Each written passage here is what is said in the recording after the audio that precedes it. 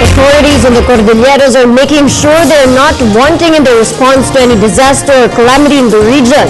The full story from Jonathan Llanes.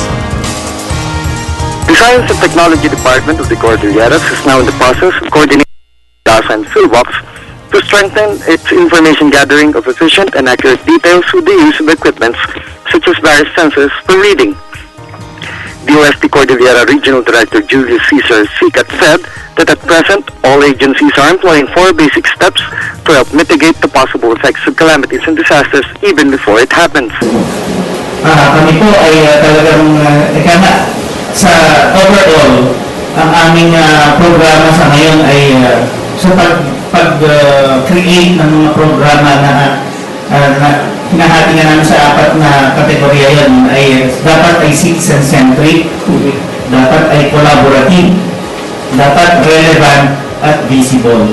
So ang mga programa po natin hindi lang sa pangkabuhayan, maging sa mga disaster risk reduction, dapat po mag-concentrate tayo. Ano ba talaga yung pangangailangan ng mga tao sa baba? One of the equipments to be used by DOST now involves the use of water level sensors that would read the present level and speed of water passing through the rivers of the Cordilleras. Ito po ay very critical sa dapat tayo dito sa car dito dahil tayo ay prone sa landslides and ito po ay pakikipaglaban at talagang pipilitin ko yung ating mahal na sekretary na isama agad ang Cordillera Administrative Region na mabigyan ng sensor para sa landslide. Ito po ay manutulong para maibsan naman po yung mga problema inaabot ng mga mamay natin na alam naman natin nakatirahan sa mga gilid ng mga buwan. Meanwhile, SICAT is set to express to DOST Secretary Mario Montejo the importance of landslide sensors, which is now in the final stages of testing to help in the information gathering of details during earthquakes, particularly in the mountain areas of the Cordilleras.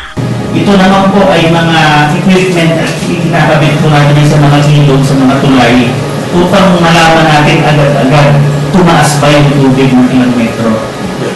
Para po ay ito po ay malaking tulong sa ating mga flood forecasting centers para po malaman agad nila kung halimbawa 10 kilometers upstream, biglang tumaas ang tubig dyan ng mga 1 meter already.